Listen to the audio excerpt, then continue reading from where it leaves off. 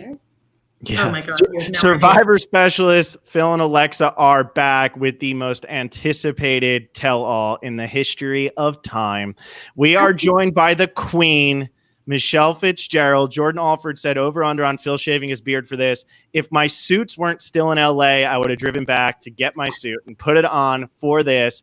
But I figured crossing state lines, driving 6 hours, probably not the smartest move right now. I'm unbelievably excited. Alexa, I don't know how you're feeling. I don't know if your excitement level's ever going to hit mine, but Michele, thank you so much for being here. This is going to be awesome. Oh my God. Thank you guys so much for having me. No pressure. Now I'm like, fuck, I don't screw this up. I hope I don't botch it. What an intro. Jeez. I mean, it's exactly what you said in your tweets. If you blow it this time, I'm not going to be able to be like, Michele, I'm done defending you. I'm done. This is it. This is your one chance. I swear I had this dream about you, and I like really don't even watch Survivor podcast because obviously I live Survivor every single day. So I try to like manage how much content I take in. And like one of my boundaries is just not like rehashing the episodes every single week. So I don't really, so I was amazed. I'm like, why is he in my dream? So I tweeted at you, but here we are. Now that tweet led us here. So it's all fate. What is it like to wake up from a dream about a Survivor podcast? That must be, that's a lot. I mean, that just goes to show you when I say like I live and, I'm living Survivor every day. Like I have dreams, nightmares. I'm like, oh God, it's all about Survivor. Well, I'm glad that you had the dream. I'm glad that you're here. I'm glad we were able to make this happen. Michele, I'm going to put you on the spot right away, though. Do you remember being on this podcast the first time you were ever on this podcast? So no, I do not. But I do not remember who it was, but I remember coming into Julia's room. Somebody had told me about this. So I remember coming into Julia's room and being like, oh, like, I didn't realize you were on a podcast. Hey guys, what's going on? She didn't tell me that she was going on a podcast. So, but now I know, which is so funny. And Alexa, right after that, like she took the screenshot of Will and I reacting when Julia said, here's our special guest, and it was you. And Alexa pretty much sends that to me anytime I'm being a dork or a loser of any kind. She's like, this is what you looked like that day. So I want to see, I need to see that.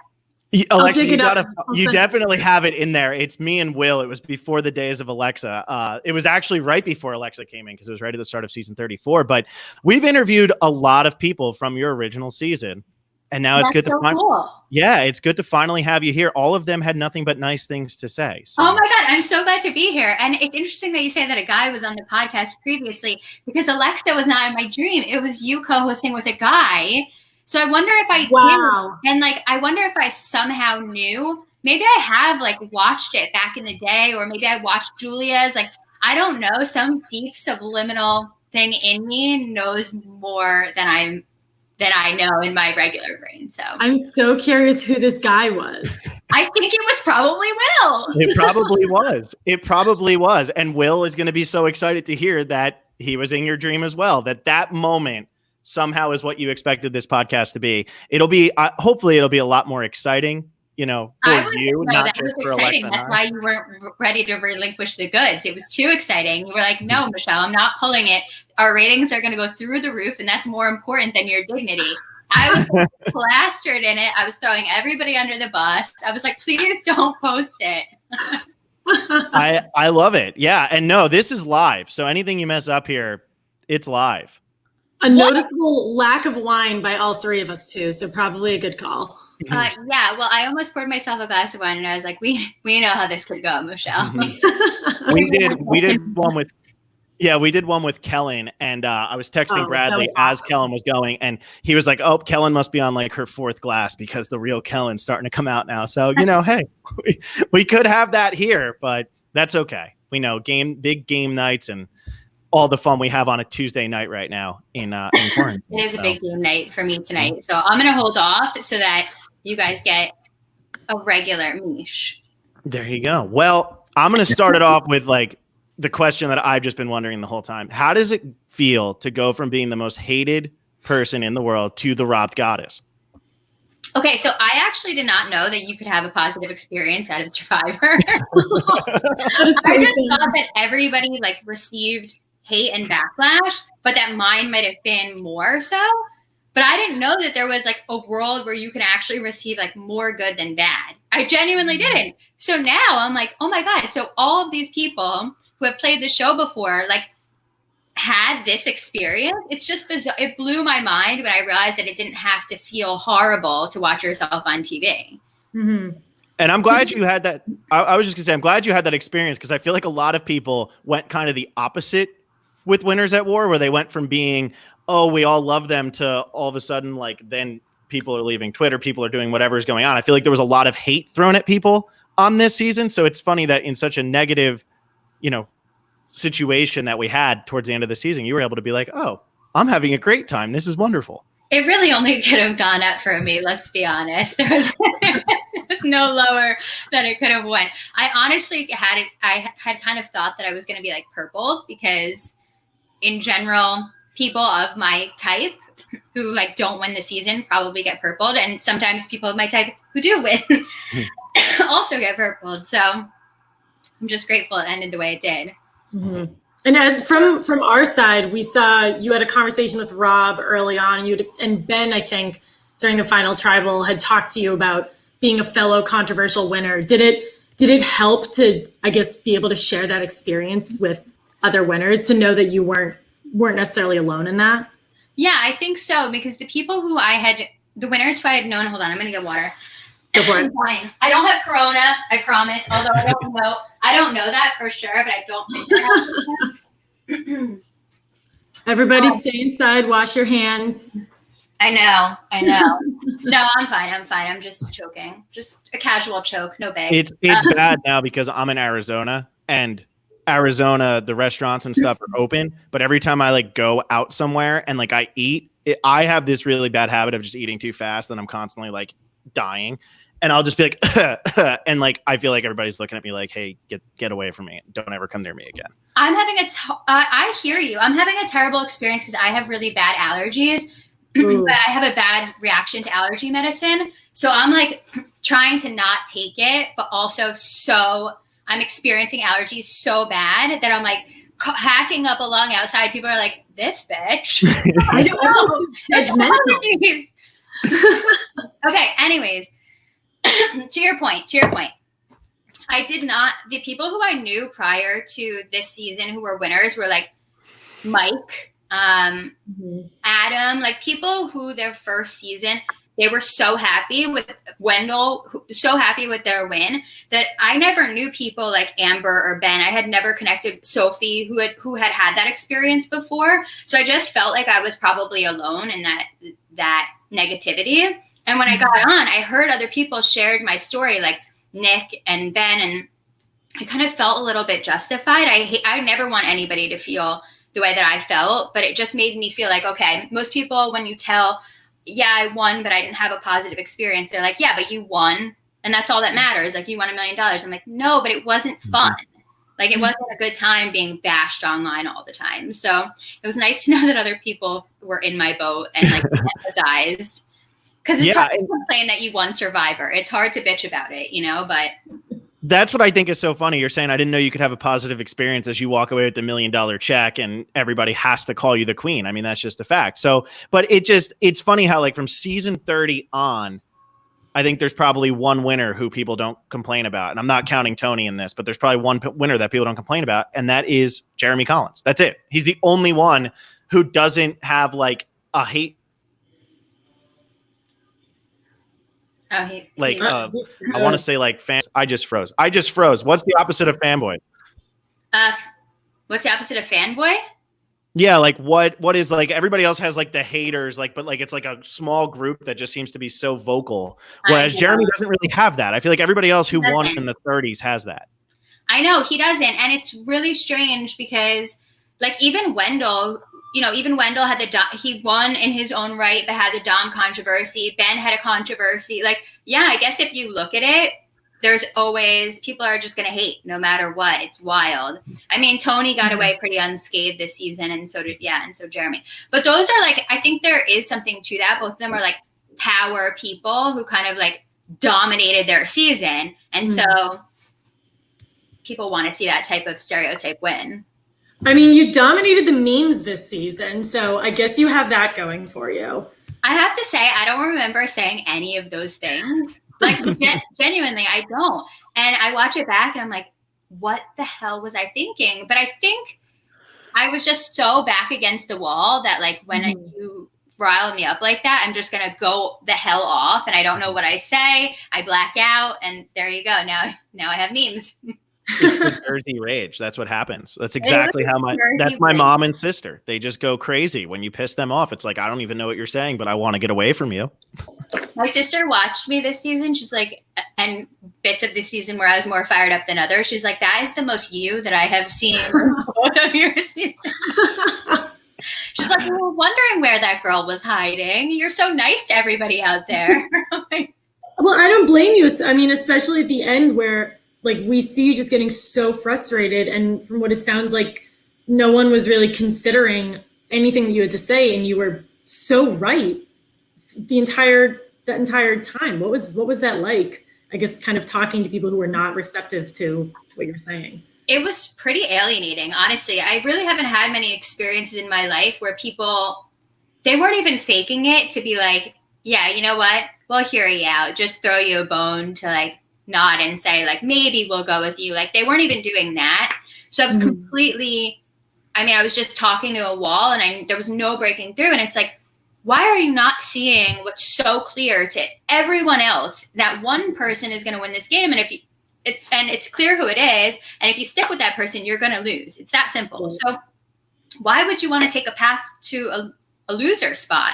It just doesn't make sense to me. But that just never, and I honestly have to look at my own approach. I think it could potentially be my approach. I did try multiple approaches, but I don't know if I could have done anything differently. It was baffling. It was frustrating.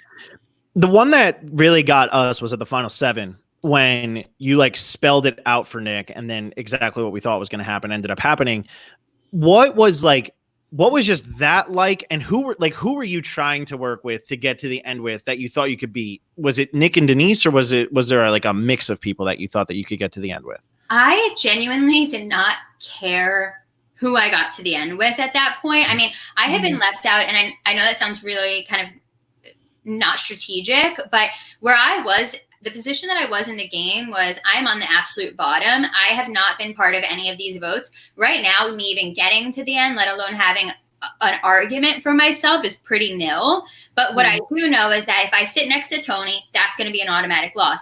Everyone else up to that game, if I could get myself out of this position, somehow wiggle my way out, I could potentially create a storyline for myself and have something to say against a Sarah or a Denise or a Ben or a Nick. All of them, to me, I felt if I could figure out a way to get out Tony and that be my big move, then I could actually have a shot at winning. Unfortunately, nobody really wanted to take the bait. I didn't really care who it was. I just wanted anybody to listen to me. Mm-hmm. And so when you were saying you wanted to get rid of Tony, why was it that you weren't why wasn't anybody throwing votes at Tony? Were you trying to push to vote for Tony at final 7, final 8? Tony went through the entire game without getting a single vote. Yeah, we were trying to push the vote. So actually, this was not shown, but apparently Tony had seen Nick have a conversation with somebody at the water well where me and Nick were trying to target Tony at that point. And he had been in his spy nest and he saw Nick having this discussion and said, wow, Nick is actually coming for me, which is when he realized that Nick's loyalty was wavering. And I think that was kind of the nail in the coffin for Nick. Although I do believe that Tony was probably looking for an excuse to get rid of him. And that's an easy out, saying I spied on you and I saw that. So whether or not that's true, I'm really not sure. But I know that me and Nick were pushing pretty hard for it when we realized it was going to be me because Nick wanted to keep me around or him. So, yeah. Did you know that there was a spy nest until you watched it back a few months ago? Or did you know? Well, I knew because he said it at Final Tribal, and we as soon as we got back from that, the fire making, we got back to camp, and he's like, "Here's all the shit that I did," and I'm like, "We're screwed, Natalie." And Natalie's like, "No, I got this in the bag." I'm like, "No, we don't have this in the bag.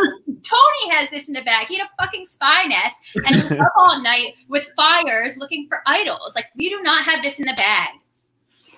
And so do you think that like a future strategy for Survivor players, you're going out to play season 41 or 42, should everybody build a spy nest and everybody just be hanging, or is Tony just a crazy person? No, Tony's just a crazy person. And I honestly thought, I legit was like, there is no way this guy is like this. And he is like that all the time. You go to his house in Jersey, every time you go visit, I'm like, I need a nap after I need to hibernate for all of winter because I don't have the energy to hang out with him for a few hours, let alone, I don't know how his wife does it.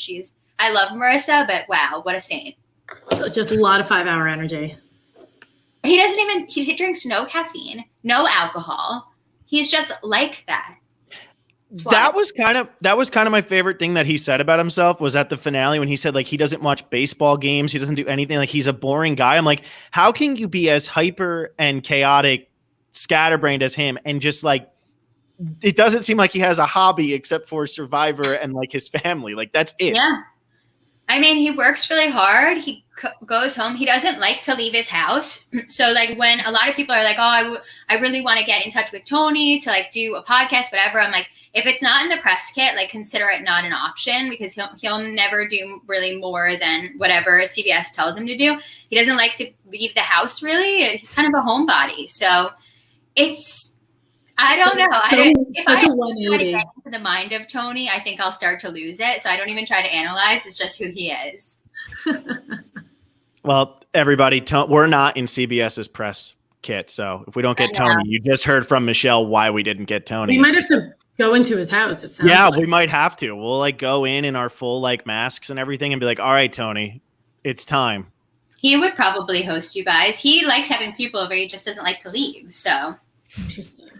That's fascinating. Yet he's able to convince 12 people to vote for him to win $2 million. He's good at what he does, man. He's very lovable. He's so lovable. He's smart. He's amazing.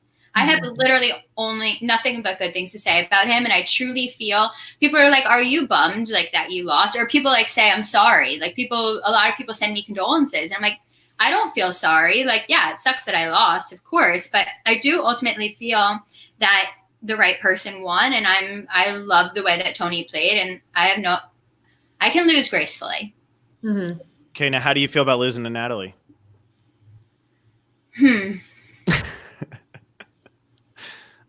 I had to throw you under the bus there because you said you could lose gracefully. I was just like, oh, how does that feel? Is that okay? Are you okay with it? Seriously, are you okay with it? Or is it bum you? Or like, how does that one?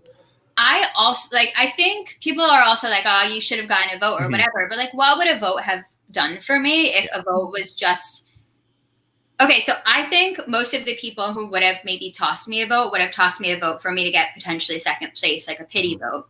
And for me, I don't need pity votes. I don't really care about second place, third place, 20th place, you still lose, right? So for me, I don't really try to think of it that way. Now with Natalie, it's a little bit funny because it's like, well, she came back from Edge, right? So her journey looked a lot different than my journey. So when we're talking about, am I okay losing to Natalie? It's more about which journey should be more valued. And that's really the tricky position because you're like, yeah, she influenced the game by doing all of these things on the edge. And those advantages ultimately were brought back into the game. So she did by giving idols and so on and so forth. To a degree, she influenced the game. She had this crazy, amazing story. She made all of these connections on the edge. But is that more valuable than lasting 39 days, having your own advantages, sliding by when you went to 15 out of 90 tribal councils? I don't know. So I can lose gracefully to Tony, but I'm not sure what the right path is for that. Go ahead, Phil. I was going to ask a question. You go first. Oh, sorry. Yeah, my thing froze again. So if my internet freezes, everybody just talk over me. My thing keeps freezing and then cutting in and out. But no, I think it's kind of the question that everybody's been asking. Like with Edge of Extinction, so many people just cannot stand Edge of Extinction just in the fan base. And so when Natalie comes back, I think a lot of people are happy Natalie came back. Natalie's got huge fans out there. Like first, she goes home first. She didn't deserve to go home first. And what I think is so fascinating about this season is we had, because of the way the producers set up the original tribes, Natalie goes home first. that's my personal opinion. She's stuck with Jeremy at the beginning of the game. That's probably why she goes in first. And then, like, because of the twist in the game, it's also the reason why Natalie finishes. Like, it's so crazy how it was like a, opposite ends of the spectrum, and it affected both ends of the game, though. But the game, to a degree, and you know what, I do believe this is a bit of luck. And she got unlucky with her tribe, her initial, the way the initial tribes were drawn. And then she got lucky to get back in. She got lucky that because she was out first, she knew about all these advantages on edge. She was able to build enough fire tokens to get herself. Now there is a degree, of course, of gameplay that she did to get herself there, but it's one lucky thing that has a chain reaction or one unlucky thing that has a chain reaction, which is just the way that Survivor is. If one thing didn't happen or was a little bit different, the whole game would be different. Yeah. Which is why I don't believe in like what would have happened if the tribe swap didn't happen here. All survivors want to play like this what if game, and all Survivor fans want to play this what if game, and I just don't subscribe to it because it's just not. It's just you can't control the uncontrollables, really. When Natalie came back in, when she came back in at the final 5, did you see it as kind of, I guess, like either a saving grace or another opportunity, or was it just, oh my gosh, I have to get rid of another person to get my God, it was amazing. I was so happy. I was feeling blessed because nobody wanted to work with me.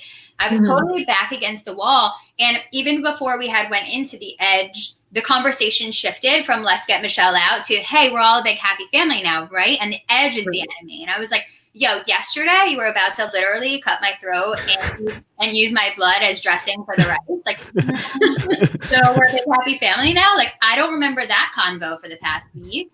So for me, like the fact that there was another enemy was great because I was reintegrated. So that solidified my spot with that 4 or 5, whatever was left at that point. But also I had this Hail Mary of like, okay, well, Natalie, what are you bringing in? Because they're not going to accept you. So I'm your only option. You could potentially be my only option. So I then had avenues, and I love nothing more in Survivor than flexibility and avenues. So it was really, really good situation for me.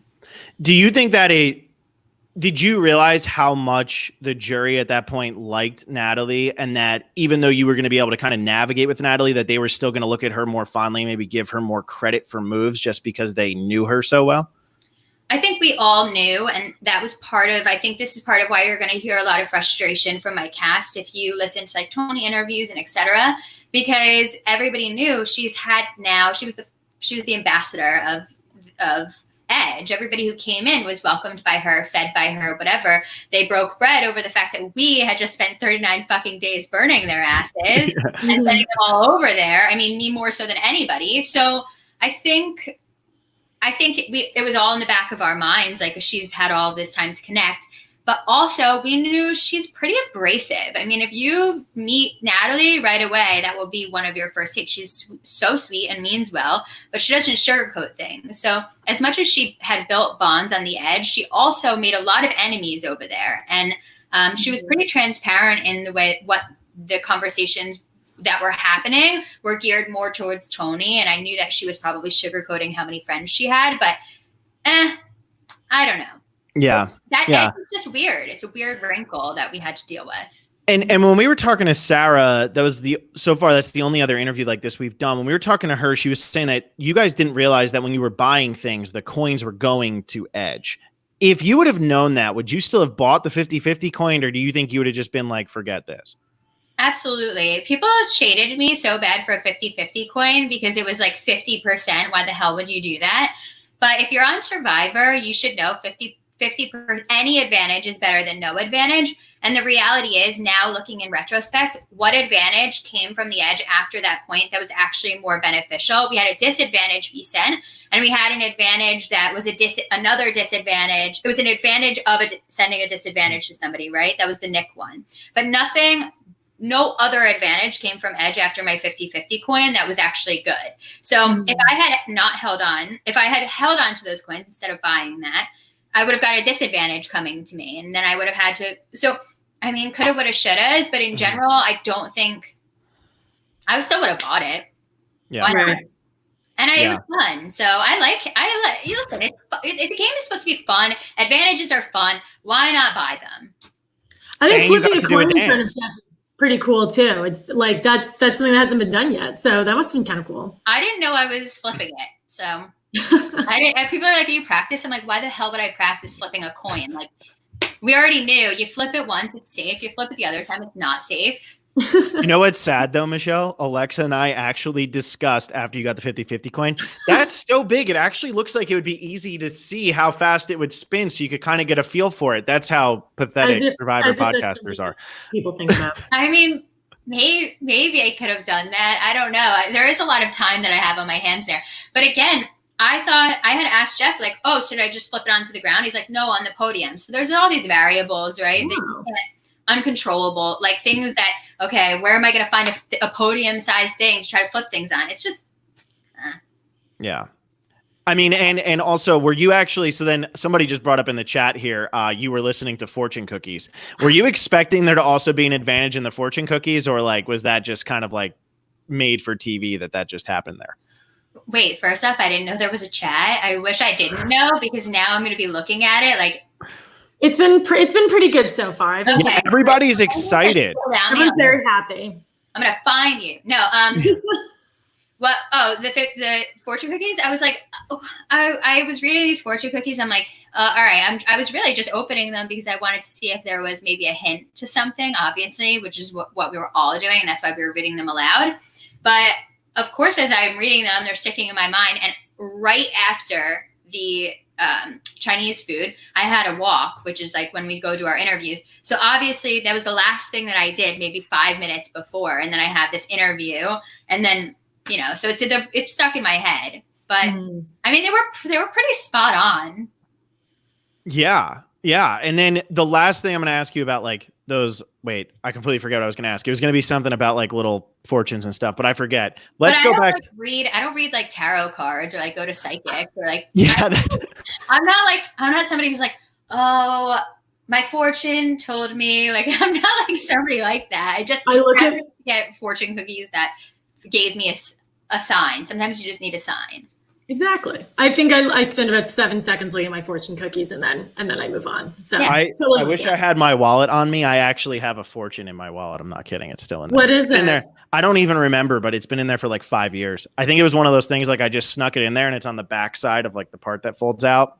And then every time I open it, I'm like, I should throw that out. You and every other man. Every man, if you open their wallet, has a rogue fortune right in like the ID slot. Like, yeah, that's exactly where and it says like, you're the man. Don't ever change or something like that. And I'm like, of course, keep that here all the time.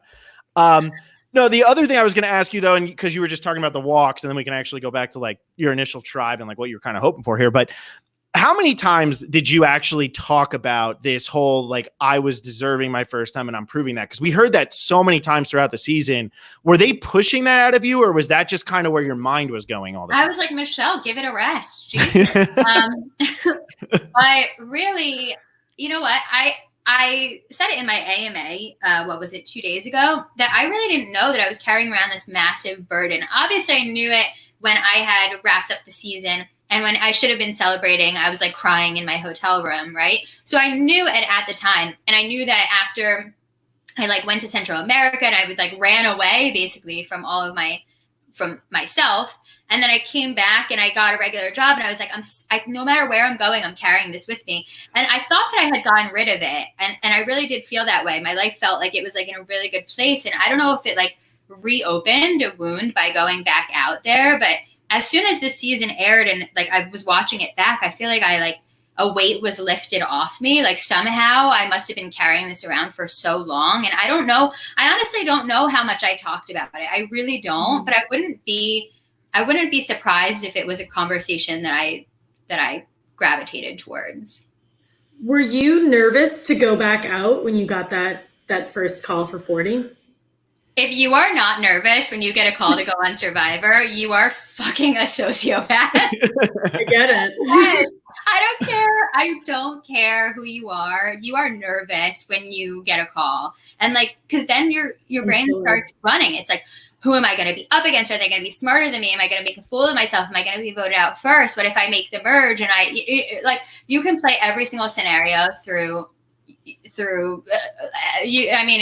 endless amounts of time. So yes, it is terrifying. Right. So when you found out that this was going to happen, that you were going to be on season 4, he's going to be Winners at War, who were you hoping was going to be out there? Who were you kind of hoping wasn't going to be out there? And what did you think, like, when you saw your initial tribe?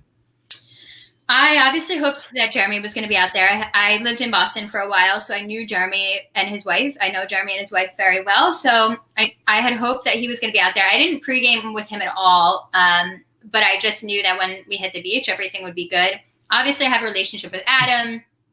I have a relationship with Wendell, Nick. So those were my people that I was really, really hoping for. Obviously, I hoped the legends would be out there just so I could be with them. Mm-hmm. But also I also don't want them out there because they're going to run circles around me. So I think just having a friendly face made it very different than my first time. Mm-hmm. And then you end up on a tribe, because you were saying with people you wanted, and then also with the legends, you end up on a tribe with Boston Rob, you end up on a tribe with Parvati, and then you also end up with Jeremy and Adam. And then somehow, what were you thinking when that happened? Were you happy with the way it initially set up, or were you like, oh no, I'm a little intimidated by the older school players here? I actually had a pregame alliance with Wendell, Nick, and Yule. And they were my tightest 3. And I knew Yule was also connected to Sandra and Sophie. So when I saw all 5 of them on the other tribe, when nobody who I had really pre-gamed with was on my tribe, I was like, shit, this is actually going to be much harder than, I'm going to have to get really scrappy here. And I did have Jeremy and Adam, but I was like, I don't know. Jeremy has Natalie, so he has his number 1. So I was pretty shaken up by the draw, but especially I had wild cards like Danny and Denise, who I never had seen their season. So I was pretty freaked out, but I was still excited because I got to play with Boston Rob, Ethan, and Parv. Are you kidding me? I felt like we had the legends on Cele. Mm-hmm. Well, you had the legends who we hadn't seen in a while too, because I feel like with Sandra, we had seen Sandra in 34, and we had, I forget, Yule, I guess that's one where we hadn't seen him, but I feel like Yule, he's considered a legend to many, but he's not on that tier of Boston Rob, Parvati, and Ethan. I mean, those first 3 winners, especially, you could just say with Hatch, Tina, and Ethan, they're just legends. So, I think that is really cool. And what were you thinking when you end up on the wrong side of that first vote? Were you just were you hurt by it? Were you annoyed? What were you thinking when that was happening? I was freaked out because Adam had told me, hey, you're not going to be on the right side of this vote. And I was like, shit. I'm like, tell me who it's going to be. He's like, no, I can't tell you, but just no, it's not you, but you're not going to be on the right side. And I'm like, I don't want to be on the wrong side of the vote in the beginning. that feels really shitty. And for it to just be me and Jeremy on the wrong side, that's damage control time. So Jeremy was about to freak out. I'm like, Jeremy, do not freak out. You cannot freak out on day 1. This is going to sink our ship right now. We need to be the people who people want to pick up and add to their alliance rather than the victims that they're going to pick off. So that's the approach that we took. And we reintegrated ourselves really well, I think, despite the fact that we were left out in the beginning. It kind of put us in a power position moving forward. Yeah, and so you mentioned Adam here. What was Adam's game plan here? Because I mean, Adam's the one who I'm the closest with on this season. I talk to Adam all the time, but I'm still trying to get what was going on in his head with this season. Did you find that he was kind of trying to play too many sides at once? Because now he's telling you're going to be on the wrong side, but I'm not going to tell you who it is. Was that just him overplaying his hand? Well, I think me and Adam knew that we were going to be working together. I mean, we're really, really good friends outside of this game. So we were trying to be all right, listen, I have ears on one side, you have ears on the other. We can protect each other and keep our names out of the conversation. So that's kind of how we were functioning in the beginning few days. But unfortunately, the more distance that we put between each other, the more our alliances were going for each other. And ultimately that's what hurt us, I think. But he just wanted it all. He wanted to be aligned with everybody. He wanted to be being the sneaky one, he wanted to be aligned with Boston Rob, but also betray him and have both feathers in his cap. And you can't do all of it. You just can't. Mhm. Yeah, and I think we saw that like big time with him. And I mean, I loved it. He came out. He was another one. I feel like he always gets. I mean, he got like panned after his season, and I just think like the way he came out and played, most people were just like, well, he was the most entertaining one on this season because so fun. He was such a fun person to watch back. Out there, I was like, Adam, pull it together. But watching it back, he was really such a great narrator, and like I just feel like he's such a fan of the game that he wanted to do this season justice, and he wanted to do himself justice in this season by playing really hard, and I think he did that. Mm-hmm. Well, after he told you about his theory about the podium idol, what were the chances that you would have gone up and tried to take it? None. None. Even if you thought you were going home that night, or wait, what was that? You go, Phil. I was just saying, even if you were going home that night, you wouldn't have tried to go up and pull it? No. It was that obvious. Did you not believe it? I was just like, I don't know what I honestly didn't. First off, I don't know what a fleur-de-lis is before seeing it. So he's like, "Did you see the fleur-de-lis on the podium?" I'm like, "What?" I was like, I didn't happen to pick up on that little tidbit. So I didn't really know what he was talking about, but I know that he's a student of the game. So I knew that if anybody was going to pick up on something like that, it would be Adam. That being said, like I just wouldn't have had the balls to do it, I don't think. Or maybe I would if I had the information that he had, that he knew what the actual idol looked for. Then maybe I would have been more inclined to say like, yeah, they actually look similar. Like, why not give it a shot? But coming in with no knowledge of what the idol actually looked like, it would have just been like, I'm going to go try to take this thing off this podium. Well, and I'm assuming you didn't watch like the Survivor South Africa season, whatever, where they actually do pull it off. Cause like, I didn't even know that existed. And then it was like, no, this is what happened. I'm like, oh, well then Adam really just was doing his research. Yeah, absolutely. I had no idea that there was even a South African Survivor. So I am the worst with Survivor knowledge. So props to him for like doing his research. I do the opposite when I go on to Survivor. I actually cut off from the Survivor world completely. I don't watch any other episodes because I will just spook myself, and then I'll see idols everywhere, and I'll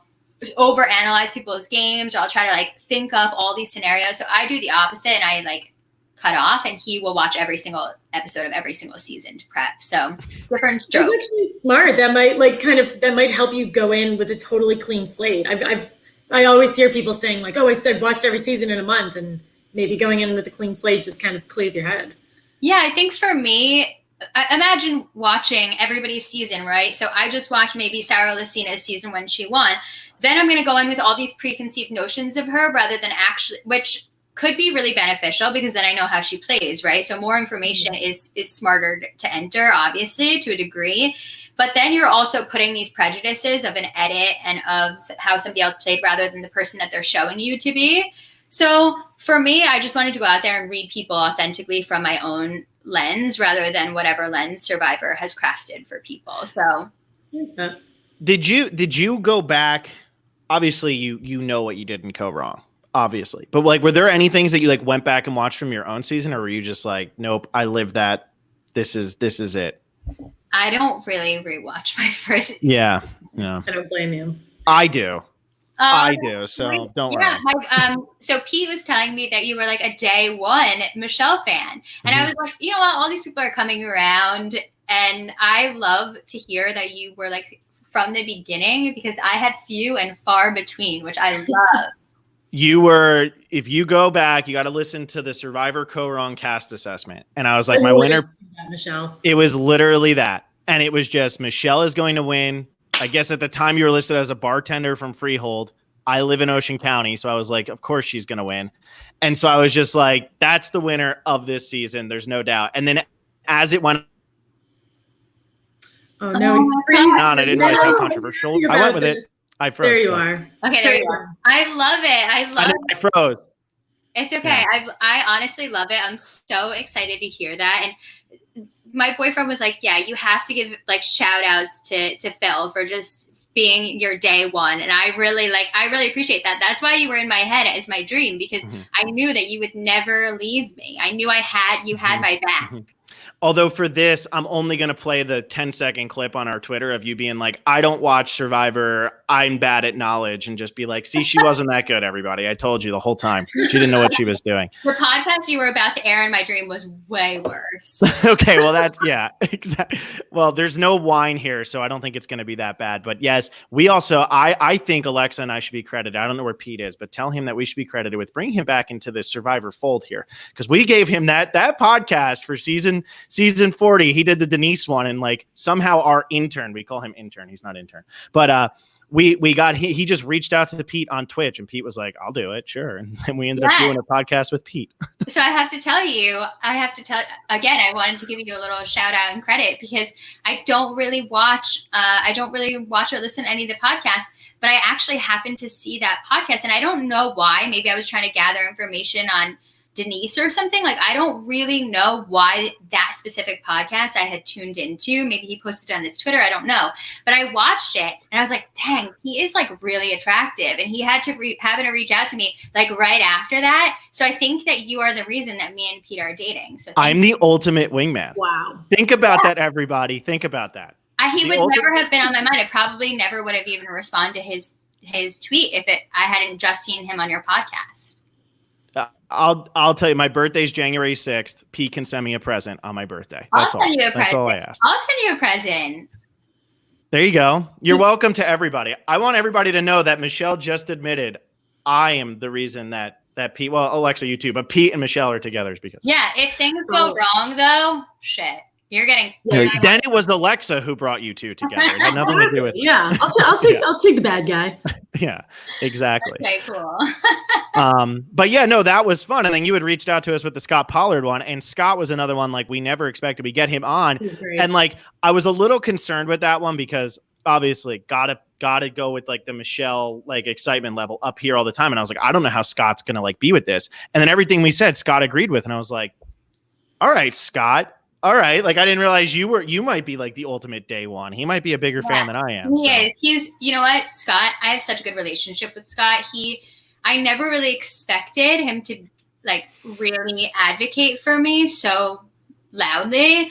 And he voted for me, but never. And like when all of the shit came out and when everybody else watched the season, a lot of people who voted for me, like kind of started to hesitate and be like, oh, did we make a mistake? And obviously their doubt only fed my own self-doubt, and that was like made it even harder. But for him to so vocally like stand up and be like, no, I'm proud that I voted for you. You deserved it. And never once did he hesitate on his decision. So I like really, really appreciated that. And we've stayed very close friends. So yeah. Well, that's good. That's good to hear. Yeah. He was excited to talk about it. And he honestly, my excitement level wasn't too high for him. So that was good. that was important. So let's go to the when you swap here. So it was you and Parv, and then you guys are outnumbered here. What kind of what were you trying to pull here? Because you said here that you had the pregame alliance was those four. Yeah. So what was, because it looked like you also got really close with Parv. Did Parv have no chance, or what were you thinking there? Yeah, she had really no chance, and it was pretty unfortunate just for her based on the swap. Like, I knew that I was ride or die for those three even heading into this game. So unfortunately, like, I love Parv, and if it had shaken out in literally any other way, I would have pretty much thrown myself on the sword for her. Like, I was obsessed with her at that point, and still now, and also all before that. So I'm just forever obsessed with her. But really, like, on a friend level, she was pretty much the one keeping me sane. So I was very, very sad. I was like crying all day. It was a mess because I had to lie to her knowing that it was going to be her. And she like was thinking that she had a shot. So I didn't want her to be blindsided. So I was trying to be like, are you sure you don't think they're playing you? And she's like, no, Yule's with us or Nick's with us. I'm like, do you have anything at all? You should play it. What? Yeah. But I knew she was going to give me the fire tokens as long as I kept up the pretense of voting with her. And that was the conversation that me, Wendell, Yule, and Nick all had basically together, that Yule and Nick were backing me like, yeah, you need to vote for Wendell because us four will get advantages from fire tokens. We didn't know what they were going to be yet, but if we're a tight alliance, we want to have as many fire tokens as possible leading into the merge. So it was a conversation between all of us. Wendell was very, very, very against it. We tried to change Parv's mind for who she should vote for, but Wendell was not at all communicating with her. So she was dead set on him. Unfortunately, Wendell was really against it. So ultimately, Yule gave him one of his fire tokens to placate him. And I said, when I receive the fire tokens after this vote, I will give you one, which is why you see me giving. And they're like, why is Michele giving Wendell a fire token? This was something that had already been agreed upon so that I could write his name down without bad blood. Mm-hmm. Gotcha. Smart. And were you thinking that with Parvati giving you the fire token, were you also kind of playing jury management even at that point in the game where you're like, well, at least like if I'm showing some loyalty to her, she'll probably remember this further down the line? No, not necessarily. Mm-hmm. I think I had hoped that Parvati and my relationship was strong enough and that she would understand the game, how it's played enough that she would be my friend and want to vote me at the end. And I thought that no matter what she found out via other facets, that she wouldn't hold that against me. But unfortunately, when everybody got to the edge and they kind of let the cat out of the bag that I was in a pregame alliance, she took that pretty hard. And I knew she would never vote for me after that. Mm-hmm. So apparently she was like really, really bashing me over on the edge. So as I'm over here saying like, oh, Michelle's got Parvati's vote if she sits at the final three, no doubt. Yeah, and like she was smiling at me and stuff. So I was like, yeah, we're good. And Natalie came back in and she's like, no, she knew her game alliances and like hates you. I'm like, what? Parvati hates me? So now like then I get to Ponderosa and I'm like, Parvati, please don't hate me. Like literally begging, exhausted, and I'm like, please. I probably looked so desperate. She was like, okay, bitch. Like, we're good. How much did you have to pay her to hang out with you at that one watch party this year, Michele? Oh my God. She reached out to me. I was like, yeah, I'll hang out with you. When should I be there? What time? Yeah. I'll be there an hour early. Don't worry. So Parvati goes here, but then you also like the two votes that you did have some sort of control in this season. You broke pretty much Survivor fans' hearts on both of them. And we're getting questions about both in the chat. Why Yule and why Ethan? And why did you have to do this to us? I know. I'm sorry. It's devastating. The Ethan vote was, everybody was going on Parv, and there was really no way that we could shift that without, everybody wanted an old schooler at least, right? That was the mindset at the time. We need to break up the old schoolers because those three were really, really tight. And the thought was I was close with Parv at that point, and Jeremy was close with Rob. Ethan wasn't really strategizing with us. So if we had to get rid of an old schooler, we would want to get rid of Ethan. Then all this Adam stuff happened, and Adam's name was then out there. So we knew that Adam would try to convince them to go back over to Parv. So we used Adam as this thing, like, don't go tell Adam, so that we could get Ethan and our own kind of motive is put into place at that tribal.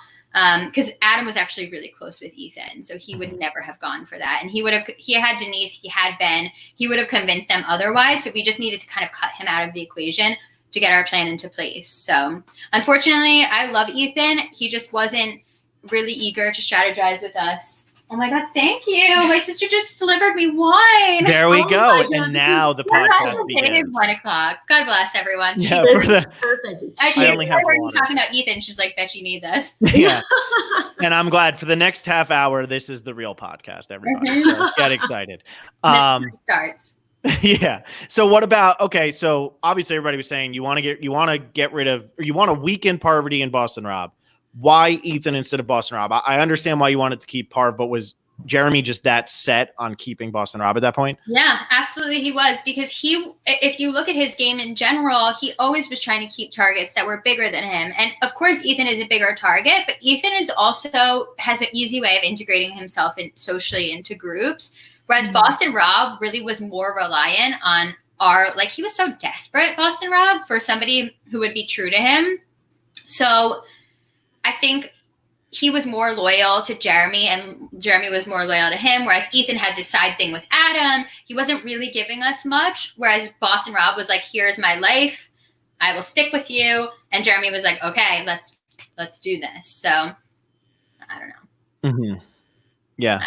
That makes sense. And it seems like Jeremy just wanted to keep every single threat in the game as long as it was humanly driving me possible, fucking nuts. I'm like, Tony is not with you, bro. Tony was with him up to a point, right? But Jeremy was frustrating the hell out of me in that game.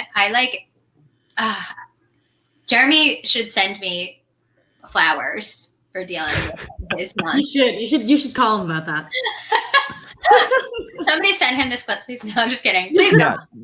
I'll add him tomorrow. Michelle says, Jeremy, what the hell? I need flowers and a glass of wine, please and thank you. So when you're on, after Parvati's voted out, there's only the 4 of you left. How, because from everything we've heard, it sounds like that was just such a difficult decision. What ultimately tipped it against Yul? Was it the fire token conversation or was it something else? No, it was not. It wasn't the fire token conversation. It was, you know what? And Yul actually was like, he was very, very loyal to me. He had told me about Sophie's idol. Like, he was probably the most loyal person to me that entire season. And I did him so dirty. I honestly feel terrible about it. But I felt put in a really hard position. He was trying to protect me because he didn't like the way that Wendell was speaking to me. Unfortunately, Wendell then heard that and he was going for Yul. I was actually nervous that somehow they would coordinate and start focusing on me. So I was like, just keep the attention off me as much as possible. So basically me and Nick, I just pulled Nick aside. I was like, we need to make a decision. What do you want to do? And he was like, Yul is smart and he's connected on the other side. And Wendell is not really playing hard. He was over there tinkering with things and he's like, he's not that connected, and I don't think that he can win. And ultimately, I want to take somebody further who I think I can beat. And unfortunately, I do think it would have been wiser to stick with Yul, who was more connected, who could have integrated us into the group a lot easier. Yeah. And going in with Wendell, who had a pre-existing relationship, probably wasn't the best look for either of us when they probably are like, wow, he saved her. So, yeah, it probably sunk my game, honestly, ultimately. So if you guys are mad at me, just know I'm madder at myself. Okay? All right. Leave your judgment. No, I mean, that sounds like kind of like what I was thinking too, because like with Yul, it feels like he would have been able to connect you to Sophie, which would have been able to connect you to Sarah, connect you to Tony. Like, and even if these are, further degrees out, it still is some way of getting you in. And Sophie might have just been like, well, I'm so far out of that main group, I better get over here and start working with these people. Whereas like, it was really hard to see what Wendell's game was. And I mean, that's not so much his fault from the viewer perspective. That really is the edit. All we were getting was you and Wendell. Like, we really weren't getting much else about him, but it was hard to see who he was even really trying to align with at that point. Yeah. I think the tricky thing is too, like, Nick and I I have a pre-existing relationship with Wendell, as did Nick. We all actually met at a charity event together. That's when I was together with Wendell. So like, we all had like this personal, like, face-to-face dynamic that was like worked really well together. We're all about the same age. We're all about the same lifestyle, like, situation. And Yul works at a very different speed. The way that he needs to talk through every single thing, every single decision. I mean, he'd wake up in the morning like, hey, I was thinking overnight. And then he would run through a half hour of strategy, every single angle of every single tiny decision, which is actually really great because I don't think like that. But at the same time, you're like, wow, like, your mind is really moving. Like, that's a little intimidating and scary, So, man, poor Yul. I don't know. I'll put the blame on Wendell and Nick. We won't put the blame on you, but it broke all our hearts. Oh my God. You think it broke your heart? Just no. This was like, honestly, Celi 2.0 was probably the lowest that I felt. Wait, and then I got lower. So you know what? Fuck it. The whole game sucked for me. Yeah. So you finally get your positive experience from Survivor, and it sounds like you hated the entire But it sucked. Oh my God. So I will tell you, I loved my first season. I had so much fun. It was a blast. I would look down at my buff on my chest and I'd be like, I'm on Survivor. You see, it's on me. There's cameras. I was like, this is fucking awesome. So I had a whole blast, and then I watched it back and I was like, oh my God, the viewing experience is horrible. This game sucks. So it tarnished it. This happened opposite this time. The game out there, I was like, this is the worst game ever. I hate this whole cast. These people are idiots. And then I watched it back and I'm like, wow, this is actually fun to watch back. So totally opposite.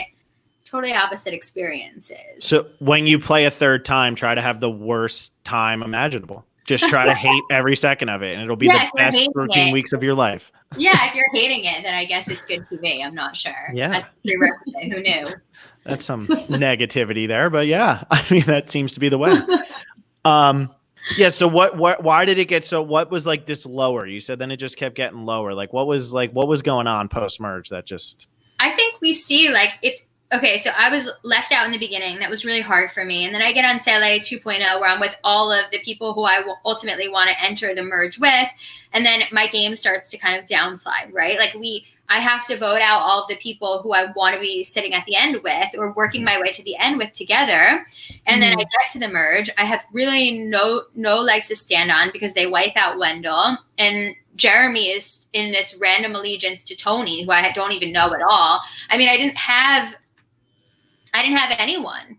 And I felt really, really alienated. And as the votes continued to go in a way that I was left out of them, I didn't know how to remedy it. I didn't know who do I turn to that will actually let me know where the votes are going. Nobody even needed my vote enough to even let me know where the votes were headed. And that's so frustrating to not be included in any way. And that's it really got lower and lower until the point where they were just like, Michelle, you're out. Okay, I guess I got to do this alone. Right. Yeah. Hey, go ahead, Alexa. I was going to say, I'm jumping a little too far ahead, but this all seems to kind of culminate around the Final Four fire making challenge where you so badly wanted to participate from what we saw, and then you ended up not. What was that like? What was the day leading up to that like? I did not want to participate, actually. You didn't? Oh, it looked like you were all in on it. You know what? I said I would do it. And I would have. Ultimately, I would have. I did feel like I could potentially win. But for me, I was like, I have just been fighting for so hard for so long. And I just got to this point where I was like, oh my God, like I just have no fight left in me. Like, of course I still have fight left in me. I'm from Jersey, but I'm like, every day was just such a battle at that point. I was like, when is this going to end? Well, I mean, ultimately it ends at day 39, but I'm like, you would think that Natalie would like, just be like, you know what, Michelle, I want to take you.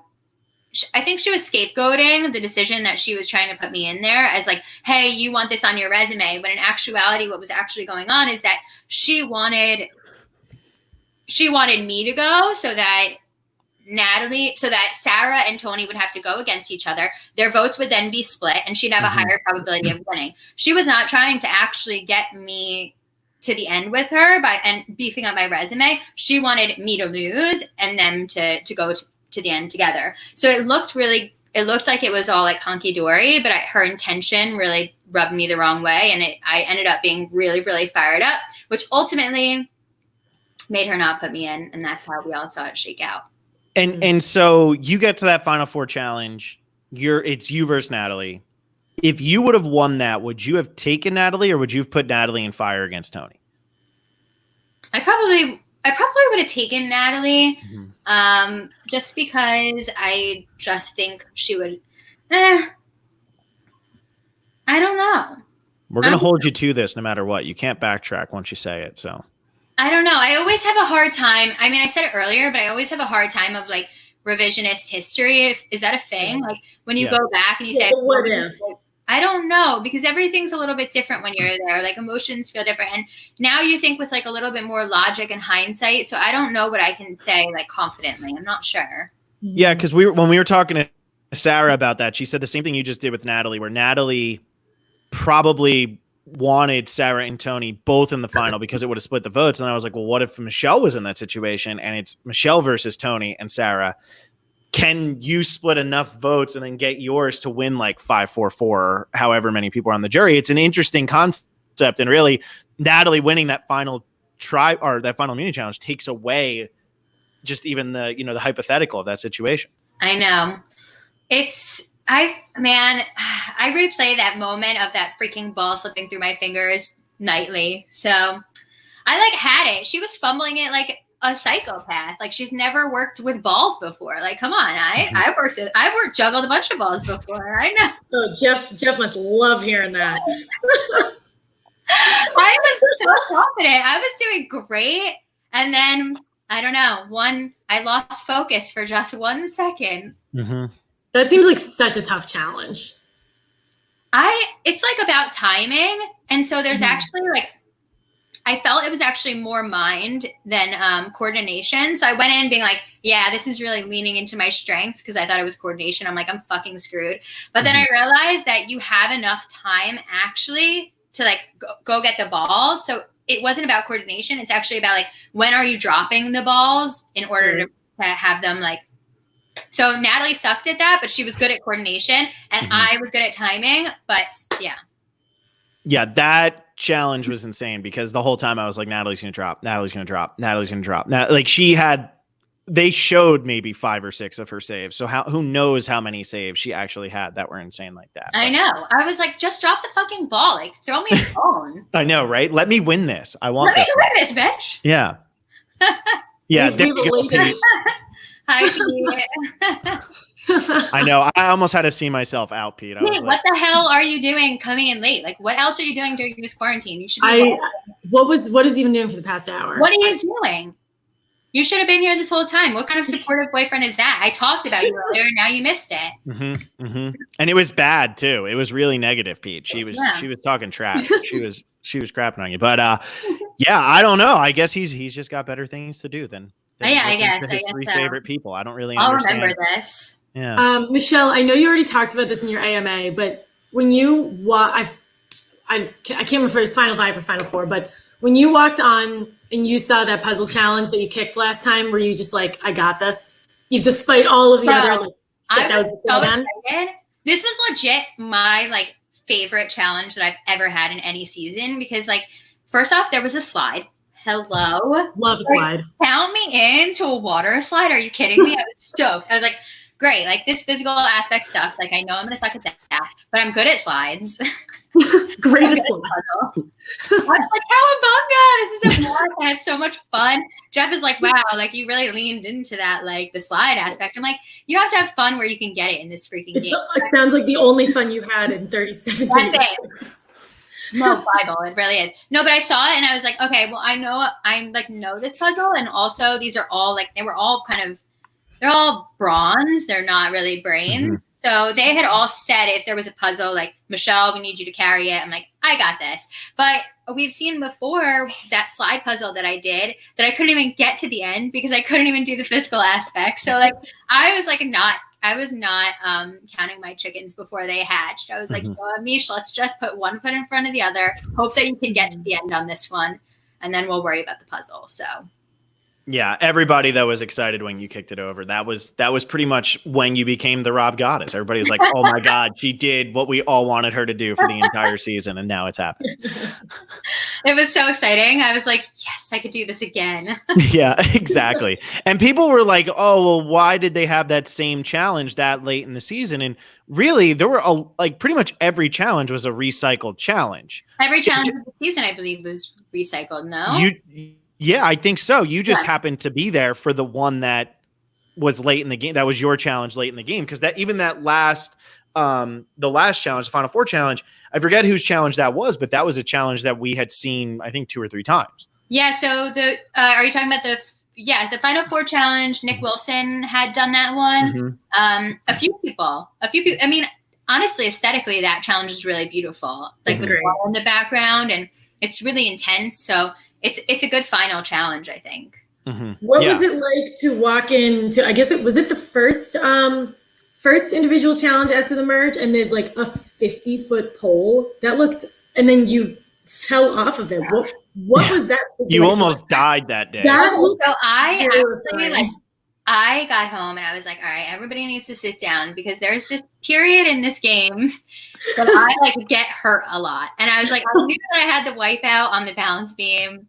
And I knew that the next episode was going to be me falling from the pole. And I knew that after that would be me not able to get to the slide puzzle. So I was like, yo, guys, I just want to preface this.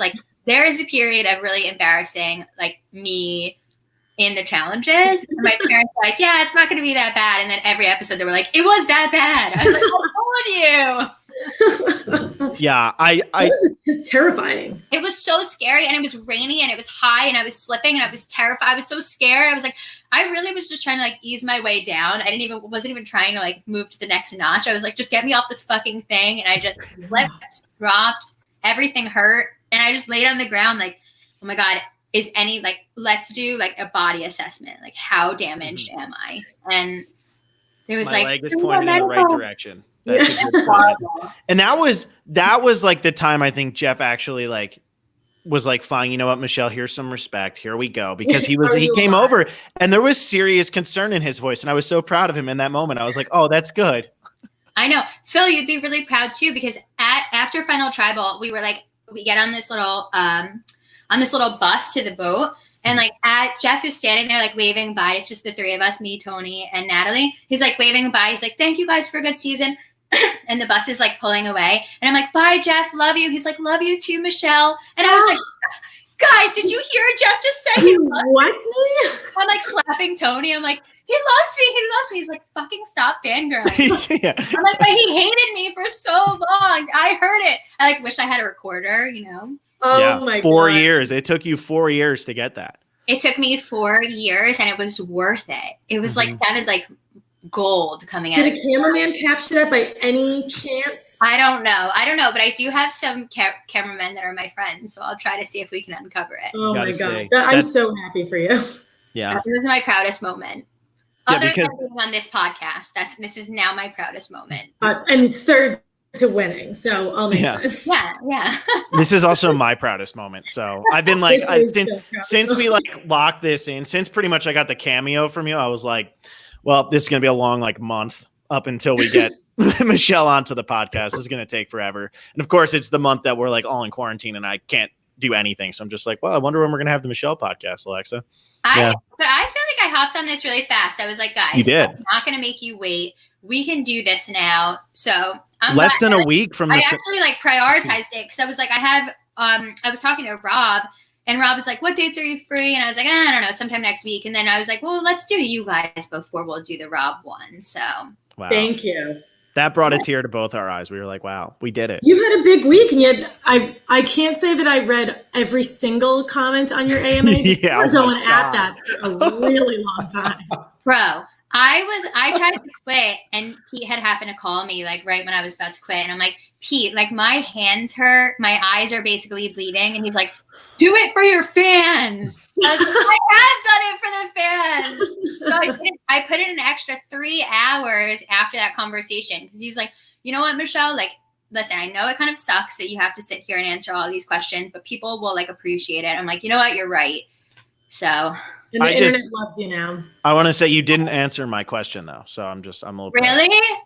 Yeah, well, you have an hour and a half to ask. And don't worry, I didn't actually answer one. I just wanted you to feel like I still missed. I saw that one. That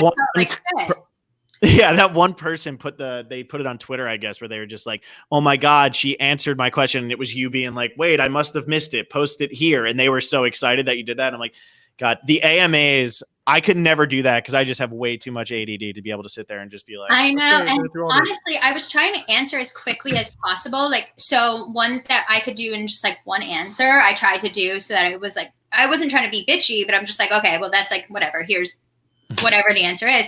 But I answered one and Adam sent it to me today. And he was like fact checking something. And I was like, I must have just not thought about like the numbers of like the tribe dynamics at this time. So I'm getting myself in trouble. I'm like, shit, I should have like fact checked everything, taken more time to like think about things. But honestly, I was just trying to get through as many as possible. So sorry. So does Adam just have like Survivor winners at War Wiki up?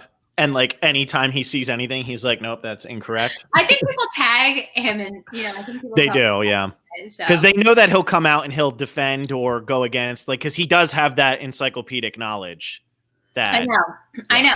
So he was like, because he was wondering, okay, would he have if we didn't swap when the swap did happen? He was kind of like treading that water at that point because obviously he had just kind of betrayed us and also betrayed Rob, so he was like in a weird spot. And he's like, would I have been next? And on the AMA, I was like, yeah, probably, like just like offhandedly replying, like not really thinking about it. And then I was like, actually, he had Ben, he had Denise, he had me, he had himself. So it probably wouldn't have been him.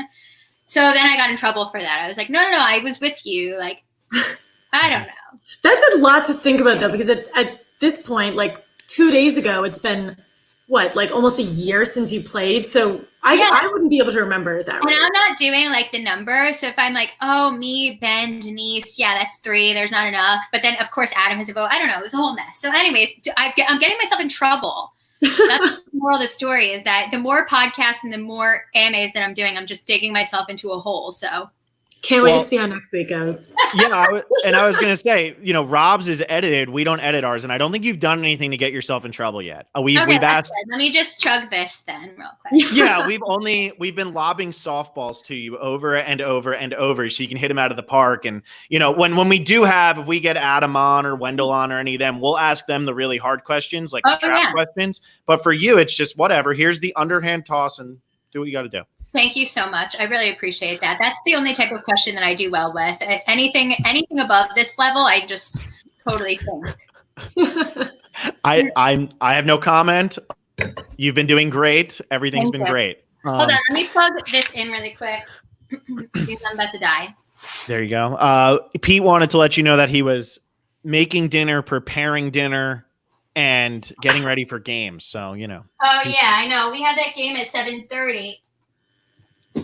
Now, what game is being played? Are you allowed to say? I don't actually know the game. So basically, I guess it's this thingy-mabopper where like you can have somebody come into and like just spring a game on you, and then they tell you the instructions, and like all of your friends can like log in and be part of it. So I mean, it's like for really nerdy gamers like us, who love board games. And I'll let you know how it goes. And then if you want.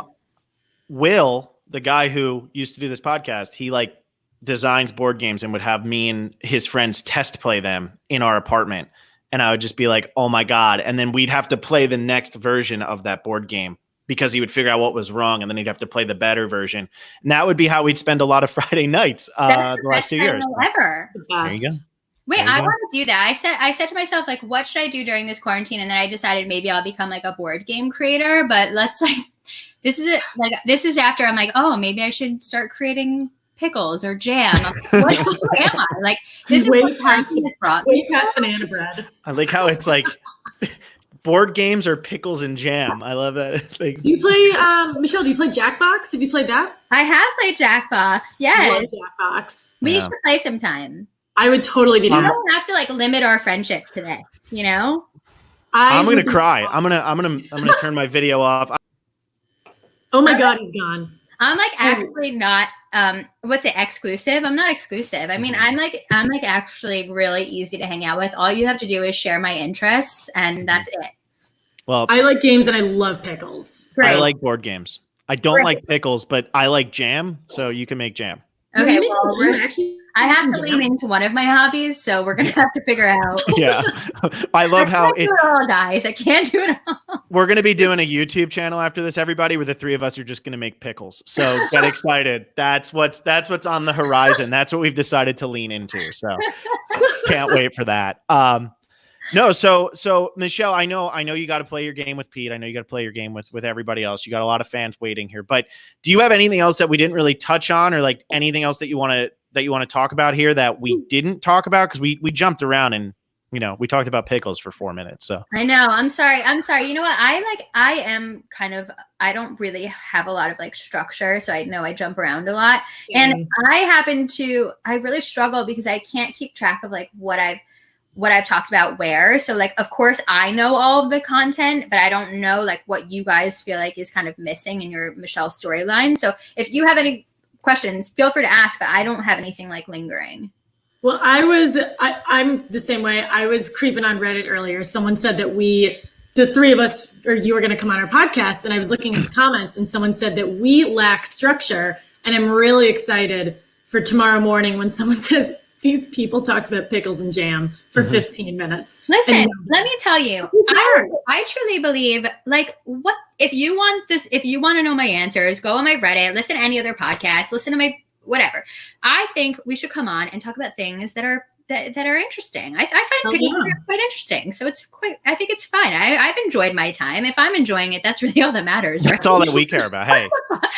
Listeners, I'm having fun.